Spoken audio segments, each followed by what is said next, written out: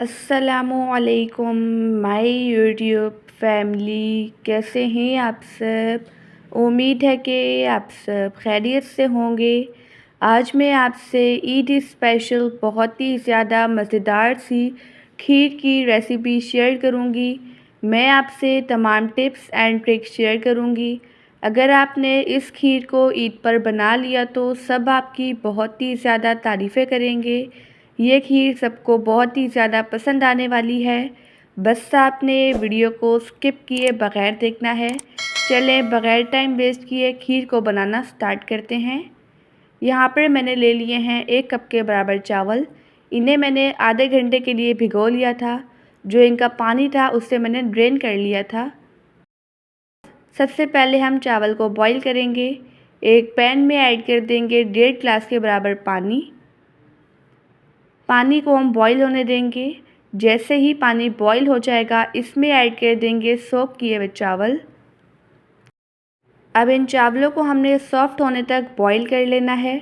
आप इस रेसिपी को ज़रूर ट्राई कीजिएगा और मुझे अपना फीडबैक देना मत भूलिएगा। आप देख सकते हैं यहाँ पर चावल बॉईल हो चुके हैं, सॉफ्ट हो चुके हैं। इनमें ना हल्का हल्का सा पानी रह चुका है। अब इसी स्टेज पे हम फ्लेम को ऑफ़ कर देंगे। इन्हें हम ठंडा करके ब्लेंडर के जग में ऐड कर देंगे। इनका हम बेहतरीन सा पेस्ट तैयार कर लेंगे। आप देख सकते हैं बॉईल किए हुए चावल का पेस्ट रेडी हो चुका है। अब इस पेस्ट को हम एक कटोरी में निकाल कर साइड पे रख देंगे। इसके साथ ही हम रस्क का भी पेस्ट तैयार कर लेंगे। इसके लिए मैंने लिए हैं 4 अदद रस्क। इन्हें हम आम ज़बान में पापा भी कहते हैं, ठीक है। मैंने 4 बड़े साइज़ के लिए हैं। अगर आपके पास छोटे साइज़ के हो तो आप 6 ले लीजिएगा। इस तरह से इन पापों को हम तोड़कर ब्लेंडर के जग में ऐड कर देंगे।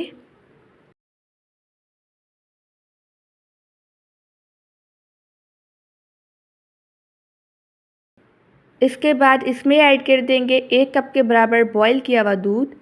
अब इन दोनों चीज़ों का भी हम मिक्सचर रेडी कर लेंगे। आप देख सकते हैं यहाँ पर मैंने पापों का बेहतरीन सा मिक्सचर रेडी कर लिया है। इसे भी हम एक कटोरी में निकाल कर साइड पे रख देंगे। इन दोनों पेस्ट को हमने स्टार्टिंग में ही रेडी कर लेना है। इसके बाद हमारे लिए बहुत ही ज़्यादा आसानी हो जाएगी। एक पैन में ऐड कर देंगे 1.5 लीटर के बराबर दूध। दूध मैंने फुल फैट क्रीम वाला लिया है। सबसे पहले हम दूध को बॉईल होने देंगे। जैसे ही दूध बॉईल हो जाएगा इसमें फ्लेवर के लिए ऐड करेंगे 3 अदद हरी इलायची। इन्हें अच्छी तरह से मिक्स कर लेंगे ताकि जो इलायची का फ्लेवर है वो दूध में अच्छी तरह से आ जाए।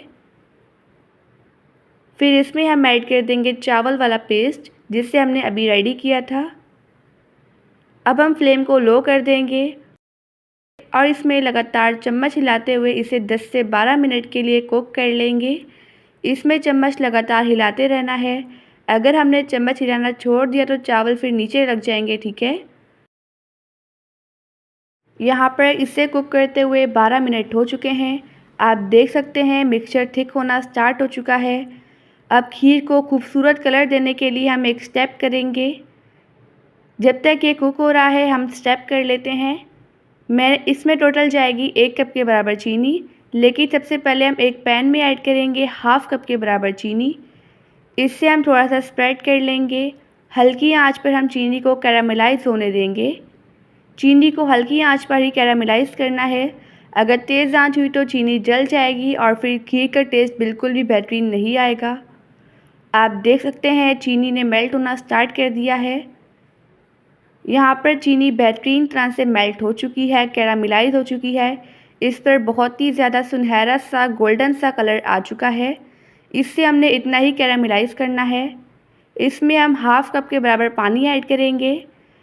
इससे हम 1 से 1.5 मिनट के लिए कुक कर लेंगे ताकि जो कैरामलाइज़ हुई हुई चीनी है वो पानी में डिज़ोल्व हो जाए। यहाँ पर हमारा बेहतरीन सा शुगर सिरप बनकर रेडी हो चुका है। अब इस शुगर सिरप को हम दूध में ऐड कर देंगे, ठीक है। इससे जो खीर का कलर है वो बहुत ही ज़्यादा खूबसूरत आता है। इससे हम मिक्स कर लेंगे। अगर आपको वीडियो अच्छी लगे तो वीडियो को लाइक कर दीजिएगा और एनबी कुकिंग को सब्सक्राइब भी कर लें। मैं डेली बेसिस पे आपके लिए मज़ेदार सी रेसिपीज़ लेके आती हूँ। मैंने इसे अच्छी तरह से दूध में मिक्स कर लिया है।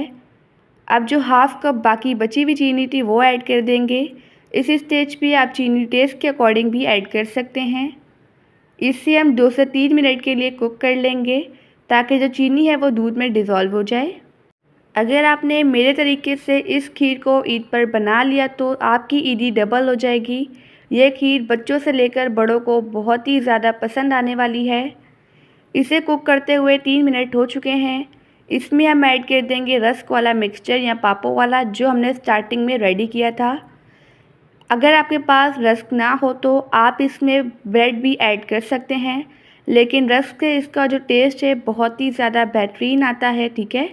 इससे भी हम 10 से 12 मिनट के लिए मिक्स करते हुए कुक कर लेंगे।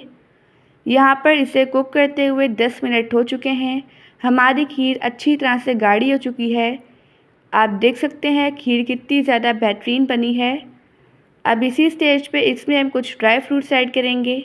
इसमें मैं ऐड कर दूंगी बादाम और पिस्ते बारीक कटे हुए और इन्हें अच्छी तरह से मिक्स कर लेंगे। यहाँ पर हमारी बेहतरीन सी मज़ेदार सी ईद स्पेशल खीर बनकर रेडी हो चुकी है। अब इस खीर को हम सर्व करते हैं। आप खीर की कंसिस्टेंसी भी देख सकते हैं। इस खीर को हम मिट्टी की किनाली में सर्व करेंगे, इससे इसका ट्रेडिशनल लुक आता है।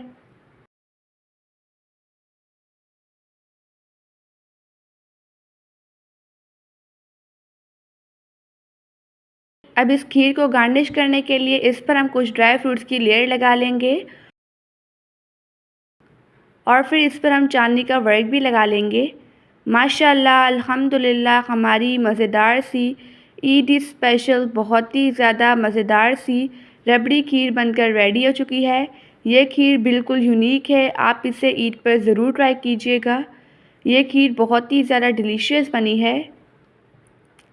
आप देख सकते हैं खीर का लुक कितना ज़्यादा बेहतरीन आया है।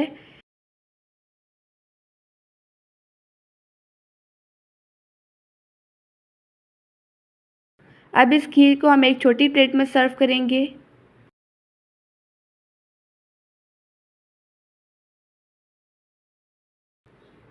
आप देख सकते हैं खीर कितनी ज़्यादा आला बनी है।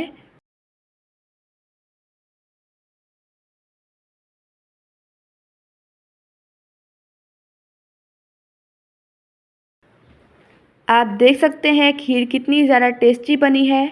आई होप कि आपको आज की रेसिपी बहुत ही ज़्यादा पसंद आई होगी।